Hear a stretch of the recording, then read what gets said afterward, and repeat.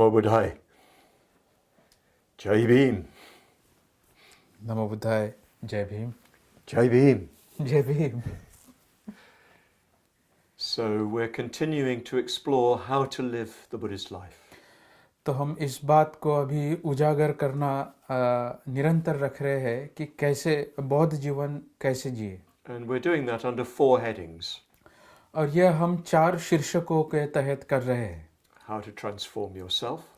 कैसे हम अपने आप को परिवर्तित करें. How to form Sangha. कैसे संघ की निर्मित करें. How to spread the Dhamma, share the Dhamma with others. और कैसे औरों के साथ धम्म हम बांटे उसका प्रसार करें. And how to create a new, a compassionate society through your own helping of those who suffer.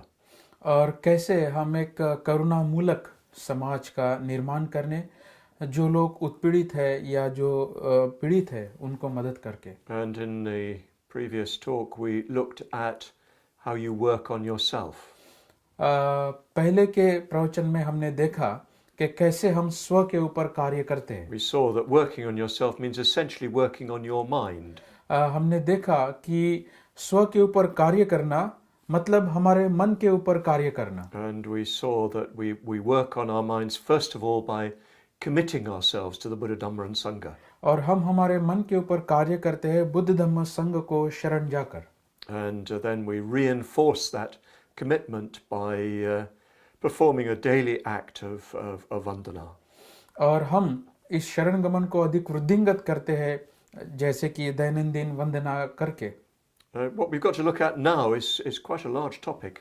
अब यह जो शीर्षक है जिसे हम अभी देखना चाहते हैं यह काफी विशाल विषय है. And it may be that in future we have to do more series going into all of these points much more deeply.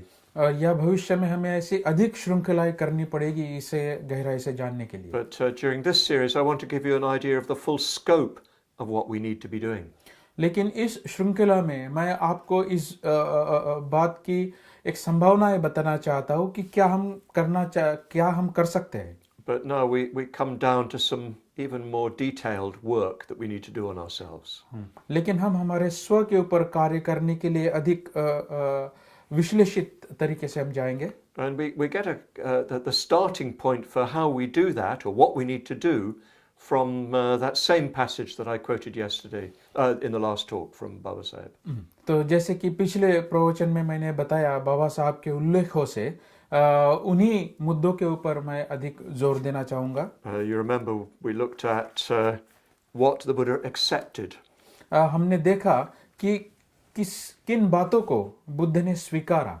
And we saw that the first distinguishing feature of the Buddha's teaching is that the mind is the center of everything. और हमने देखा कि बुद्ध के शिक्षाओं का एक प्रमुख लक्षण यह है कि मन ही सभी चीजों का केंद्र स्थान है. And we saw that the first thing to attend to is the culture of the mind. और हमने देखा कि सबसे पहली बात अगर कोई करना है तो अपने मन की वृद्धि उसका विकास करना है. And Baba Sahib goes on to say that the second distinguishing feature of his teachings is that mind is the fount of all the good and evil that arises within and befalls us from without.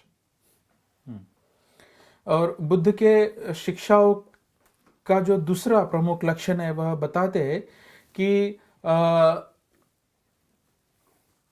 Fount, the spring, the source. मन ही सभी कुशल और अकुशल चीजों का झरना है यानी निर्माता है. Yes, there's no evil in nature. जैसा कि no evil in the nature. In the natural world.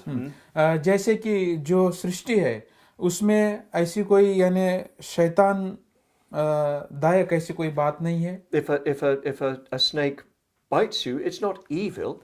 अगर मान लीजिए सांप ने आपको काटा इसका मतलब वह शैतानी है ऐसा नहीं है. It's just a natural process. It's trying to defend itself or trying to hunt. तो यह उसकी एक नैसर्गिक प्रवृत्ति है कि वो अपना संरक्षण करना चाहता है इसलिए वो काटता है या फिर शिकार करना चाहता है. All the evil in the world comes from human beings. जो भी यानी शैतानी बातें हैं वह मन से इंसानों से आती है। That's quite an important thought. यह एक महत्वपूर्ण बात है। Whatever wrong that one human being does to another, well, it comes from the mind of that human being. जो कुछ भी गलत हम किसी इंसान के साथ करते हैं वह उसके मन का उगम है। And human beings are capable of so much evil. और इंसान यानी शैतानगिरी के हद तक जा सकता है, वो बहुत क्रूर कृत्य कर सकता है। We see that the history of human beings is just full of terrible acts. हम जब मानव का इतिहास देखते हैं तो ऐसे कई भयावह कृतियों से या कर्मों से वह भरा हुआ है। And we even see that this evil system of hierarchical oppression. और हम देखते हैं कि यह जो शैतान भरी जो उच्च नीचता की व्यवस्था है उससे कितना क्रूर कार्य हुआ है, Which causes so much suffering. जिससे काफी दुख दुनिया में आया है। It all comes from the mind. और यह सब मन से आया है। Caste is a notion, a state of mind, Baba Sahib says. बाबा साहब ने कहा है कि जाति यह मन की धारणा है, मनोअवस्था है। But then human beings are also capable of such goodness. लेकिन इंसान एक कुशल निर्माण करने के लिए भी उतना ही सक्षम है। We would look at Baba Sahib himself. अब बाबा साहब का अपना उदाहरण देख लीजिए। Such a compassionate man, such an upright man. इतने वे सक्षम और करुणावान व्यक्ति थे। We've got so many stories of his small acts of kindness to people who are suffering and poor. हम बाबा साहब के जीवन से ऐसे कई उदाहरण देखते हैं या कहानियां देखते हैं जो छोटी छोटी चीजों में बाबा साहब ने उन्हें मदद किया। And because compassion often consists of many small acts. कभी कभी करुणा जो है वह छोटे छोटे कृत्यों से भरी होती है। But then of course we've got the example of his tremendous integrity. और हम उनके यानी एकाग्रता का एक यानी विशाल ऐसा उदाहरण बाबा साहब पेश करते हैं। Integrity, uprightness of moral character. हाँ, उनकी जो नैतिक एकाग्रता है उससे We've seen, for instance, we see, for instance, that nobody ever accused Baba Sahib of corruption or impropriety. यह अभी मशहूर बात है कि कोई भी बाबा साहब को भ्रष्टाचार का जो यानी कह सकते हैं कि भद्दा है या दोष है नहीं दिखा सकता। And there's hardly any politician in Indian history and perhaps in world history who's not been accused by somebody of something. अब ऐसा नहीं हुआ है भारत के राजनीति के इतिहास में, बोलिए दुनिया के राजनीति के इतिहास में किसी भी राजनेता के ऊपर कोई लांछन ना लगा हो। But nobody, even his worst enemies, never accused Baba Sahib of corruption. लेकिन किसी ने भी यह साहस नहीं किया, उनके दुश्मनों में भी यह साहस नहीं था कि बाबा साहब के ऊपर वे भ्रष्टाचार का आरोप लगा सके। And it's quite clear that whatever he did for the sake of others. और यह स्पष्ट है कि जो कुछ भी उन्होंने किया वो औरों के लिए किया। In many ways we could say that he hastened his own death. और ऐसा भी कह सकते हैं कि अपने यानी जीवन को दांव पर लगाकर उन्होंने यह काम किया। He neglected his health because of his concern for others. औरों के देखभाल के लिए, उत्थान के लिए उन्होंने अपने स्वास्थ्य को भी नजरअंदाज किया। So yes, that came from his mind. यह उनके मन से आया। And the acts of kindness, the acts of generosity that we see even every day, they come from the mind. और जो भी दान का कार्य हो या जो भी कृत्य शैतानी है वह सारी बातें मन से आती है। And every evil that another human being does to us, that comes from their minds. और जो कुछ भी और लोग हमारे लिए शैतान भरी बातें करते हैं वह उनके मन का उगम है। Everything good they do, that comes from their minds. और जो कुछ भी अच्छाई वो करते हैं वह भी उनसे मन से आता है। So yes, the mind is the origin of all the good and evil in the world. तो इसलिए मन ही सभी कुशल और अकुशल, अच्छी या शैतानी बातों का उगम है। So Baba Sahib says that the cleaning of the mind is therefore the essence of religion.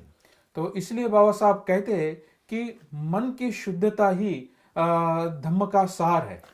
The cleaning of the mind is the essence of religion. मन की शुद्धता धम्म का सार है। The essence of religion isn't getting to heaven. धम्म का या धर्म का जो भी सार है वह स्वर्ग में जाना नहीं है। It's not pleasing God.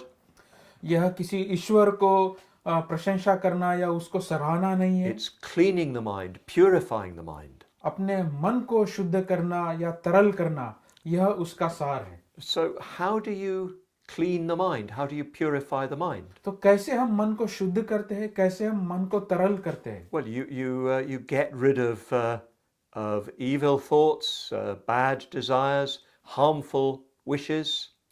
तो आप अपने जो कुविचार है, बुरे विचार है, आपकी जो दुर्भावनाएं हैं, उससे आप मुक्त होते हैं। And you try to cultivate good wishes, और- friendly feelings. और आप अपने विधायक भावनाओं को, मैत्रीपूर्ण विचारों को उजागर करते हैं। So the essence of religion is this effort to substitute in your mind bad thoughts for good ones. तो धम्म का सार यह है कि आप अपने मन को, बुरे विचारों को बदलकर अच्छे विचारों को वहां आप रखते हैं। This is the essence of reforming the mind. यह सार है मन के पुनर्निर्माण का। So how do we do that? अब हम इसे कैसे करते हैं? Well, Baba Sahib makes that clear. बाबा साहब इस बात को भी स्पष्ट करते हैं। The third distinguishing feature of the Buddha's religion is the avoidance of all sinful acts. बाबा साहब कहते हैं कि तीसरा जो बुद्ध की शिक्षाओं का लक्षण है वह है कि सभी पापों से मुक्ति करना या मुक्त रहना। And, well, how do you avoid evil acts? अब हम कैसे इन शैतानी या कुकर्मों से हम बचते हैं? You need to know what evil acts are. उसके लिए आपको जानना होगा कि कुकर्म क्या है या शैतानी भरे कर्म क्या है। And then you need to think of your own actions and see, well, are they like that or are they not? और फिर आपको अपने कर्मों को देखना है कि क्या वे वैसे है यानी शैतान भरे है। And you need to see, well, are your actions good actions? और आपको देखना होता है कि क्या आपके कर्म अच्छे कर्म है।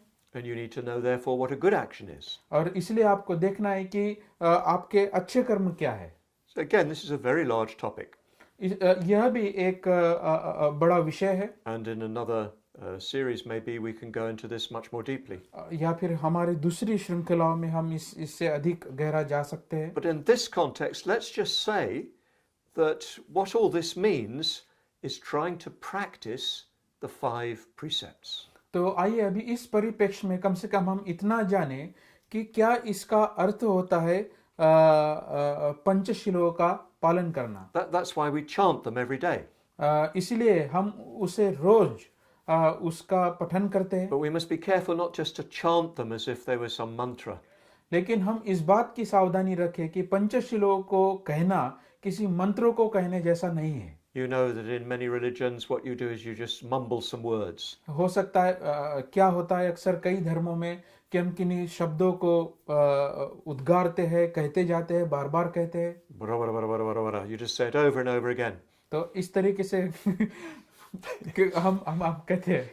That's what a lot of religion consists in. तो बहुत सारे धर्म का उच्चारण या उद्गार उनके गाथाओं का ऐसे ही होता है। Saying over and over again things you don't know what they mean. बार बार उन्हीं वाक्यों को कहना, लेकिन आपको पता नहीं कि इसका अर्थ क्या होता है। So let's not be like that.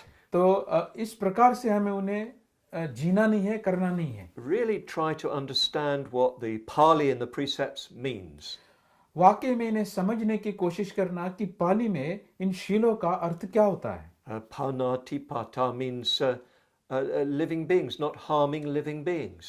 पानातिपाता का अर्थ होता है कि जो भी सजीव है उनकी हिंसा न करना। I undertake the principle, the training principle of refraining from harming living beings. तो मैं इस तत्व को आत्मसात करता हूँ कि मैं किसी भी सजीव को हानि नहीं पहुंचाऊंगा। So understand it इसे समझना and really think about it. What does harming a living being mean?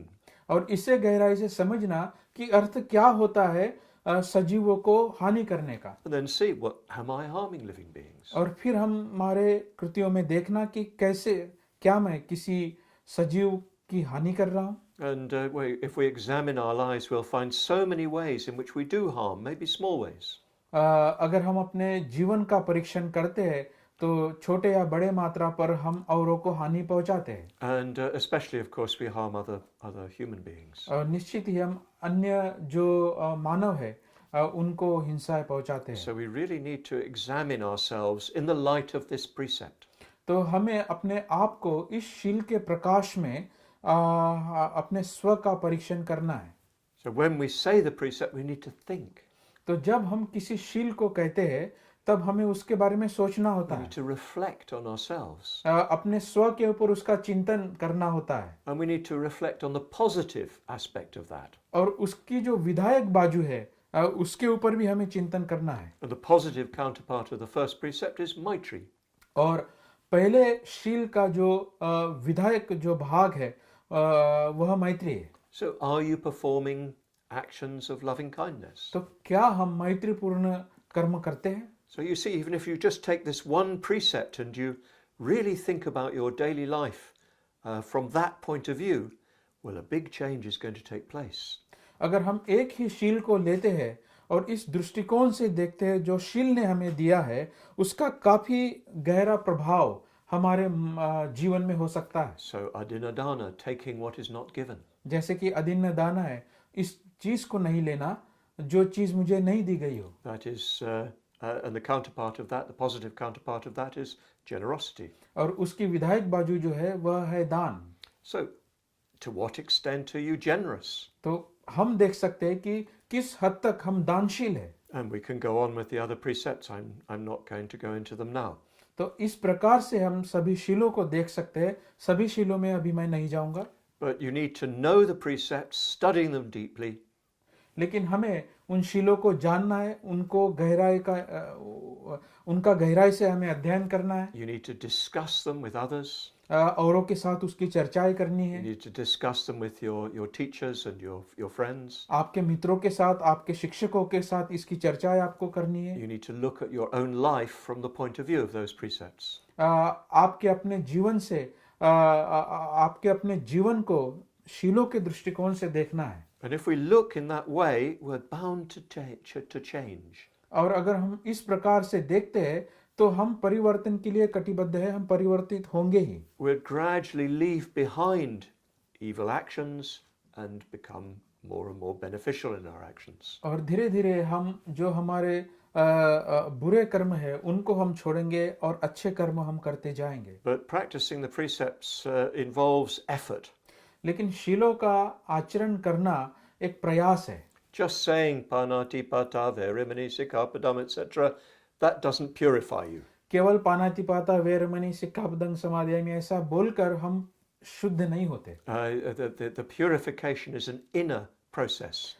शुद्धता यह एक आंतरिक प्रक्रिया है Seeing those unskillful states, जो अकुशल मानसिक अवस्था है उन्हें देखना recognizing them for what they are, उन्हें पहचानना कि ये कैसे अकुशल है and then making a definite effort to change them. और निश्चित ही ऐसे प्रयास करना उनको जिससे वह बदले The Buddhist life is an active life. क्योंकि बौद्ध जीवन एक सक्रिय जीवन है It involves a real effort. यह वाकई में इनको अच्छे प्रयास लगते हैं And of course, this ethical effort is the foundation for everything else. और यह जो शीलवान जो प्रयास है शील के जो प्रयास है यही हर चीज की बुनियाद है It's a revolutionary action. यह एक क्रांतिकारी कृति है It's a reforming action. यह परिवर्तन करने वाली या पुनर्निर्माण करने वाली कृति है Baba Saheb speaks of Bandutva as one of the foundations of his ideal society. बाबा साहब बंधुत्व एक गुण बताते हैं आदर्श समाज का And Bandutva is another name for Maitri, और बंधुत्व मैत्री के लिए दूसरा नाम है which is another name for Shila. जो शील का दूसरा नाम है One who has Maitri acts in a beneficial way. जिसके मन में मैत्री है वह औरों के कल्याण के कल्याणकारी ही औरों के प्रति रहता है And one who acts in that way is bringing about Bandutva. और इस प्रकार से जो कार्य करता है या कृति करता है वो बंधुत्व ही निर्माण करता है You cannot bring about good through evil. कोई भी शैतानी कार्य से हम अच्छाई नहीं ला सकते। This was the basis really of Baba Saheb's criticism of violent revolution. यही बाबा साहब की आलोचना थी जो रक्त रंजित क्रांति होती है उनके प्रति। The Buddha says, hatred does not cease by hatred. Buddha ने कहा है कि बैर से बैर शांत नहीं होता। Hatred ceases by love. बैर केवल मैत्री से या प्यार से ही शांत हो सकता है। So if we're really working on our own moral action, then we are changing society. तो इस प्रकार से अगर हम अपने नैतिक कृतियों के ऊपर ध्यान देते हैं तो हम समाज को बदल सकते The हैं। observance of caste is immoral. जाति का पालन करना अनैतिक है। It means not respecting other human beings. इसका अर्थ यह होता है कि अन्य मानवों का हम आदर नहीं करते। It means seeing them as objects, not as individuals. उन्हें केवल फिर एक वस्तु करके हम देखते हैं, उन्हें एक व्यक्ति करके हम नहीं देखते। So when you act with kindness and maitri towards other living beings, you negate that system of hierarchy. तो जब आप औरों को एक मैत्री से या एक सजीव मानव करके देखते हैं तब हम ऐसे ऊंच नीचता को नकारते हैं। When you see other beings, other people as individuals, as human beings, then you negate all forms of prejudice. अगर आप किसी व्यक्ति को व्यक्ति करके देखते हैं, एक इंसान करके देखते हैं, तब हम इन पूर्व धारणाओं को नकारते हैं, उन्हें नष्ट करते हैं। So we should all be working in this way very deeply. तो इस प्रकार से हम सब लोग गहराई से काम करना चाहिए। You know that Baba Saheb said that Dhamma is Shila. Shila is Dhamma. बाबा साहब ने कहा है कि नीति यानी धम्म है, धम्म यानी नीति है। So every day reflect on the precepts. तो हर रोज आप शील के ऊपर चिंतन कीजिए, Study the precepts शीलों का अभ्यास कीजिए, and look at your own action day by day from that point of view. अपने रोज के कार्य को, कृतियों को शीलों के दृष्टिकोण से देखिए। Especially watch the one part of your body that does more evil than any other. This one. तो कम से कम आप एक अपने अवयव को या अपने अवयव को देखिए जो कुछ शैतानी काम कर रहा है क्या। It's the tongue that does most damage. वो आपके शरीर का भाग है, आपकी जुबान। Abke Zuban. जुबान। So really look at what you say. तो वाकई में देखिए कि क्या आप कह रहे हैं। And in this way we can contribute to Baba Saheb's victory. और इस प्रकार से भी हम बाबा साहब के जीत को बाबा साहब के जीत में हम योगदान कर सकते हैं। But the issue goes deeper. लेकिन मुद्दा जो है या बात जो है इससे भी गहरी है। We could make a big change just by considering our actions, yes. अपने कृतियों को ध्यान में रखकर हम निश्चित ही एक बड़ा परिवर्तन ला सकते हैं। But all our actions emerge from the mind. लेकिन सारे जो हमारे कृतियां है वो मन से कृतियों का मन से उगम होता है। So we need to work more deeply with the mind more directly. तो गहराई से और प्रत्यक्ष रूप से हमें हमारे मन को देखना है। And this is the function of meditation. और यह काम है ध्यान का। Now, it's widely misunderstood what meditation is and its place in Baba Saheb's approach to Buddhism. अब यह मोटे मोटे तौर पर यानी इसकी गलतफहमियां हैं कि ध्यान का अर्थ क्या होता है और बाबा साहब ध्यान को किस दृष्टिकोण से देखते हैं। At times Baba Saheb speaks about the uselessness of so many people because they're engaged in meditation.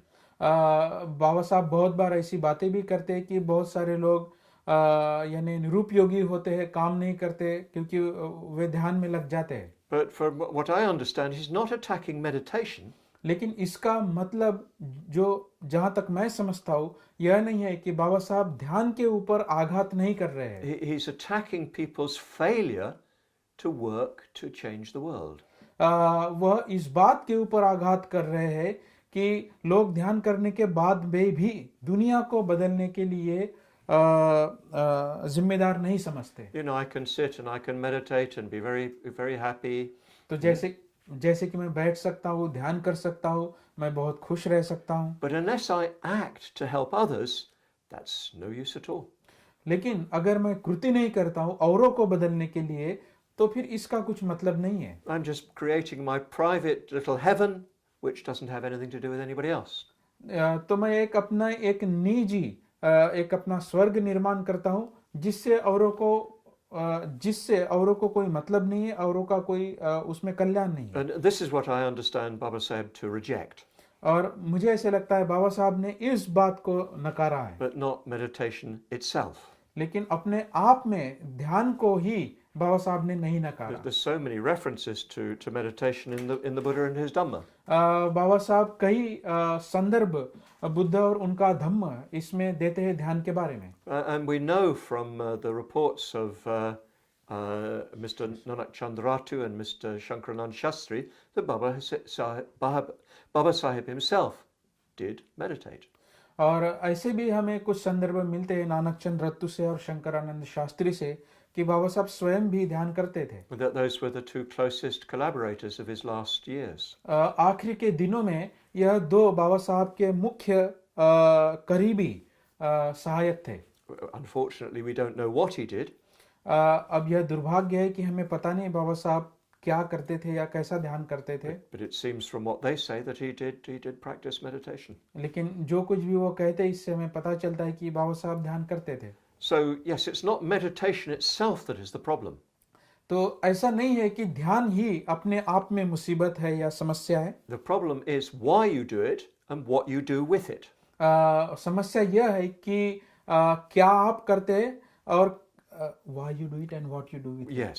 क्यों आप करते हैं और उस ध्यान के साथ आप क्या करते हैं। If you just meditate to have a nice feeling, well, it's useless. अगर आप ध्यान करते हैं केवल अच्छा या केवल सुखद होने के लिए, तो वह निरुपयोगी है। It doesn't really change anything.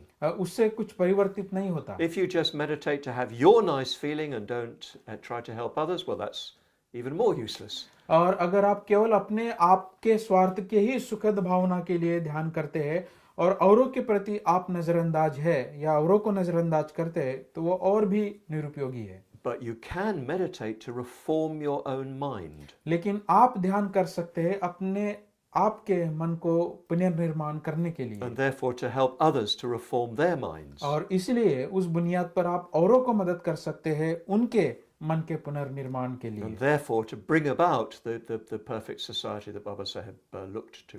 और इस जरिए से हम उस आदर्श समाज का निर्माण कर सकते हैं जिसे बाबा साहब देखना चाहते हैं। Meditation is not easy. ध्यान करना आसान नहीं है। If you do it properly, it's active. अगर आप सही तरीके से ध्यान करते हैं तो वह सक्रिय है। It's the practice of building the strength and positivity of the mind. यह ऐसा आचरण है जो आपके मन को प्रबल बनाता है और आपके विधायक भावनाओं की वृद्धि आपके मन में करता है। It's a bit like a musician. मान लीजिए किसी संगीतकार के जैसे। You know, a musician starts by playing scales. जो संगीतकार है किन स्वरों के साथ वह काम करता है। What do you call it in स्वर। yeah. So yeah, da da da da da da da da da da da da. You just play it over and over again until you get it right. तो ऐसे धुनों को वो बार बार बजाता है जब तक उसकी धुन सही नहीं होती। And then you can play so easily any melody. और जब वो धुन आप पकड़ लेते हैं तो फिर आप उस धुन को जैसा चाहे वैसा पेश कर सकते हैं, गा सकते हैं। And many great musicians, even the greatest musicians, spend a lot of time each day just playing their scales. और जो महान संगीतकार है ऐसे धुनों को बजाने के लिए दिन ब दिन एक ही धुन वो बजाते रहते हैं। So meditation's like that. तो ध्यान शायद वैसी एक बात है। It's training. यह प्रशिक्षण है। It's training for the mind. आपके मन का यह प्रशिक्षण है। You know, anybody who does, for instance, athletics in the form of running. जैसे कोई खेल खेलता है, जैसे मान लीजिए दौड़ है, They'll do a lot of different exercises. तो उस दौड़ को कामयाब होने के लिए वो कई प्रकार के भिन्न भिन्न व्यायाम करते हैं। I saw something the other day about a boxer in America. जैसे मैंने एक बॉक्सर के बारे में देखा था अमेरिका में। And he used to train boxing underwater. तो वो बॉक्सिंग की प्रैक्टिस कर रहा था पानी के अंदर, But he wasn't going to fight anybody underwater. लेकिन वो किसी के भी साथ बॉक्सिंग नहीं कर रहा था पानी के अंदर, या वैसा उसका खेल नहीं था, He was building his strength. लेकिन अपने शक्तियों को वो प्रबल कर रहा था. So meditation is building your strength. तो ध्यान जो है, इस प्रकार से हम अपने शक्तियों को, मानसिक शक्तियों को हम प्रबल करते हैं. It's building your mind's capacity मन की क्षमताओं को हम मजबूत करते हैं, so that you can really have a beneficial effect in the world. ताकि उसका जो परिणाम है वह फायदेमंद हो दुनिया के लिए. And there are two particular practices that are very important. और दो आचरण है जो विशेषकर महत्वपूर्ण है. One is anapanasati. पहला जो है वह आनापान सती है. This develops concentration of mind. आनापान सती से मन की एकाग्रता बढ़ती It है. gives your mind much more energy, and that energy is much more focused, आपको एक ऐसी ऊर्जा मिलती है जिससे आपका मन केंद्रित होता है, so that you can achieve what you want to achieve. ताकि आप वो हासिल कर सकते हैं जो आप हासिल करना चाहते हैं. And then the other practice is Maitri Vikas, Maitri Bhavana. और दूसरा जो आचरण है वह है मैत्री विकास या मैत्री भावना. And in that, you're consciously cultivating a positive mental attitude towards yourself and others. और उसमें आप सजग होकर विधायक भाव का निर्माण करते हैं अपने आप के लिए और औरों के लिए. And anybody who's practiced meditation at all regularly will know that it has a tremendous effect upon the mind. और जो कोई भी नियमित रूप से यह आचरण करता है वह जानेगा कि उसके मन के ऊपर उसका एक विशाल या बड़ा प्रभाव हुआ है. It helps you to face the world as it is. यह हमें मदद करता है, जैसी दुनिया है वैसा उसका सामना करने के लिए. It helps you to transform the world यह आपको मदद करता है दुनिया को बदलने के लिए. and to transform it on a really positive basis. लेकिन यह परिवर्तन विधायक बुनियाद के ऊपर, नींव के ऊपर रखा होता है. So meditation is a vital training. तो ध्यान जो है यह एक सक्रिय प्रशिक्षण है. For instance, that practice of Maitri Bhavana, Maitri Vikas, is a training in Bandutva. जैसे कि आप कह सकते हैं मैत्री विकास ध्यान भावना का अर्थ है बंधुता का विकास करना. Baba Sahib defines democracy as the respect that one citizen shows another. बाबा साहब लोकतंत्र की परिभाषा ऐसी करते हैं कि एक नागरिक दूसरे नागरिक के साथ आदरपूर्ण व्यवहार करता है. It's Bandutva, he says. उसे वह बंधुत्व कहते हैं. And Bandutva is, he says, another name for Maitri. और वे कहते हैं कि बंधुत्व का दूसरा जो नाम है वह मैत्री है. Well, you have to develop Maitri. तो इसलिए हमें मैत्री वृद्धिंगत करनी है. It doesn't fall from the sky. यह आसमान से नहीं गिरती. It doesn't happen by chance. और यह किसी योगायोग से नहीं होती. You have to cultivate it within yourself. आपके अंदर, आपके भीतर इसकी वृद्धि करनी होती है. So in this way, the practice of Maitri Vikas is a very important practice for developing the kind of society that Baba Sahib wanted. तो इस प्रकार से मैत्री विकास का आचरण करना महत्वपूर्ण है उस समाज के निर्माण के लिए जो बाबा साहब चाहते थे. So we've looked at these chanting practices. तो हमने देखा कि हम जो वंदना का आचरण करते हैं वह. We've looked at the practice of ethics, especially through referring to the precepts. और हमने देखा कि हम नैतिक आचरण कैसे करें, मुख्यतः शीलों से. We've looked at practicing meditation. हमने देखा ध्यान का हम आचरण करें. But so there's another very important factor that we need to be daily referring to. लेकिन और एक आयाम मैं बताना चाहता हूँ जिसको हम रोज करें. We need to be studying the Dhamma.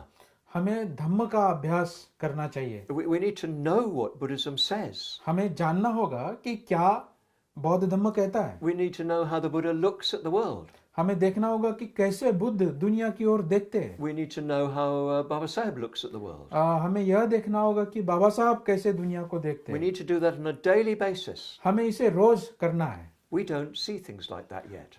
अभी तक हम वैसे नहीं देखते जैसे बुद्ध या बाबा साहब देखते हैं. So by studying what they have to say, we come to understand how they see things.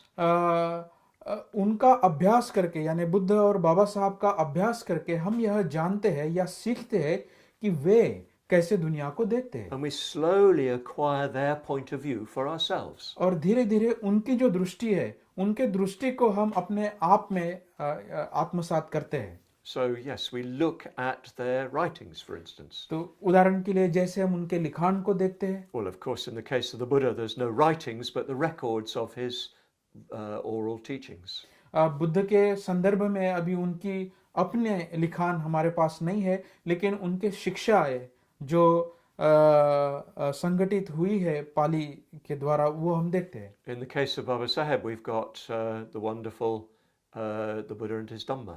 और बाबा साहब के संदर्भ में बाबा साहब का प्रतिम बुद्ध और उनका धम्म है And he compiled this work for us. और उन्होंने इसकी रचना की बुद्ध और उनके धम्म की हमारे लिए। He speaks about it in that very important work, The Buddha and the Future of His Religion. इसके बारे में बाबा साहब बात करते हैं जो उनका अपना एक दूसरा महत्वपूर्ण लिखान है, बुद्ध और उनके धम्म का भविष्य। He pointed out that all other world religions have quite small, compact collections. उन्होंने कहा या इस बात को देखा कि सभी धर्मों का अपना एक ग्रंथ है, But the Buddha Dhamma is contained in huge volumes of work. लेकिन बौद्ध धर्म के ऐसे कई ग्रंथ है जिसमें बौद्ध धर्म समाया है। So he said what was needed was a handy collection. तो उन्होंने इस बात की आवश्यकता महसूस की कि कोई तो भी ऐसा हाथ में एक पुस्तक धरा जाए जिससे बौद्ध धर्म समझा जाए। And he devoted so much of his energy towards the end of his life into compiling that work. और अपने जीवन के अंतिम वर्षों को उन्होंने इस बात को सौंप दिया कि ऐसा कोई कार्य या ऐसा कोई लिखान वो तैयार कर सके। And the introduction was on his bedside at his deathbed. और उसका जो परिचय है वह परिचय बाबा साहब ने अपने जीवन के अंतिम दिन में लिखा। And so it clearly was something he felt very strongly about. इसका अर्थ यह होता है कि निश्चित ही इसके बारे में उनकी प्रबल भावनाएं थी। And if you study that daily, well, you'll come to understand the Buddha's teaching. और अगर हम इसे रोज इसका अध्ययन करते हैं तो हम इसे अधिक गहराई से करीबी से समझ सकते हैं। Of course, it's always best if you can look at these teachings of the Buddha, whether through Baba Saheb or directly with a teacher. और यह अच्छी बात है अगर इन शिक्षाओं को जो बुद्ध की या बाबा साहब की है किसी शिक्षक के द्वारा हम देखें। It's always best if you have the chance to discuss. यह अच्छी बात है अगर आपको मौका मिलता है Other, जो भी आप पढ़ते हैं उसकी चर्चा करने का। otherwise, our own confusions hide what is really being said. लेकिन कभी कभी ऐसे हो सकता है कि आपका अपना संभ्रम आपको बंद कर सकता है, जो कुछ भी कहा गया है उसे हम समझ नहीं सकते। So yes, if you daily read just a few verses from or a section from the Buddha and his Dhamma, well, that will really educate you in the Buddha's perspective. तो अगर रोज हम बुद्ध और उनके धम्म का थोड़ा सा भी भाग पढ़ते हैं तो हम बुद्ध की शिक्षाएं क्या है उसे जान सकते हैं। We should all really end up knowing it by heart.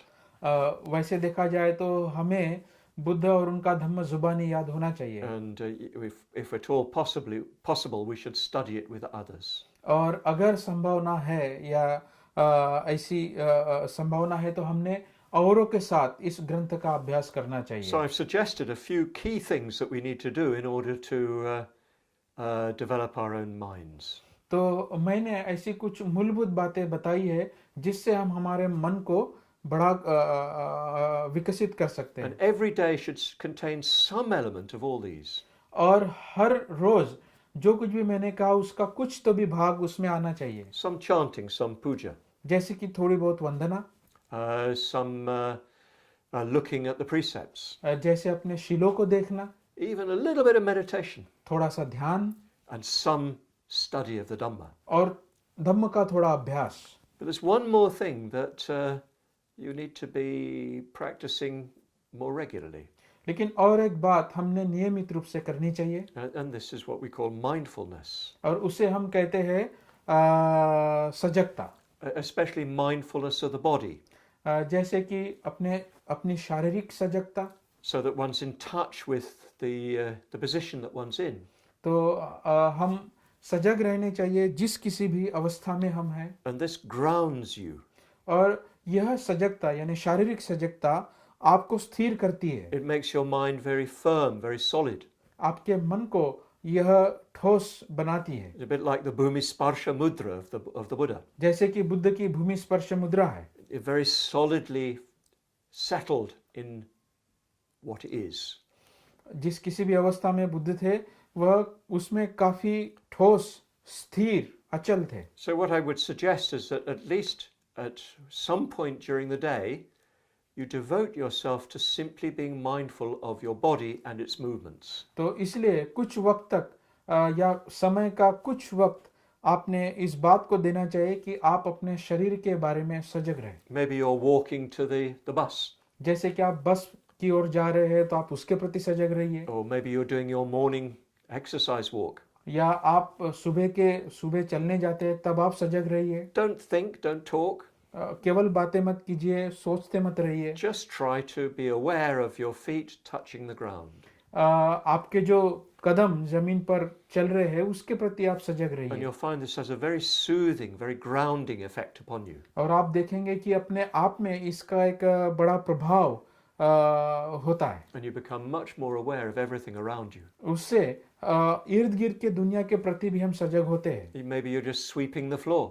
या आप झाड़ू मार रहे हैं घर में, Well, really sweep the floor with full awareness. तो आप जब घर में झाड़ू मारते हैं तब आप उसके प्रति सजग रहिए जो कुछ भी आप कर रहे हैं। So you're aware of every movement of your arms and of your body. तो जैसे आप तब अपने शरीर के बारे में सजग हैं। And again, this will help you to ground yourself. और यह भी आपको मदद करेगा अपने अस्तित्व को या अपने आप को स्थिर करने के लिए। So I've told you about a number of things that you can do, that you should be doing really, in order to develop yourself. तो मैंने कई सारी बातें आपको बताई है कि कैसे हम अपने आप को विकसित कर सकते हैं इसके बारे में। If you're not doing them now, well, you can start. अगर आपने अभी तक इसे नहीं किया हो तो आप कृपया इसकी शुरुआत कीजिए। And on another occasion, we may be able to go into them much more deeply. हो सकता है किसी और समारोह में हम इसमें अधिक गहरा जा सकते हैं। But even now, if you just practice them as I've described them, I know that you will experience quite a change in yourself. लेकिन जैसे कि मैंने अभी बताया, इतना ही अगर हम करते हैं तो मैं जानता हूँ कि अपने आप में एक बदलाव हम महसूस करेंगे। And that will help to bring about the ideal society that Baba Saheb dreamed of.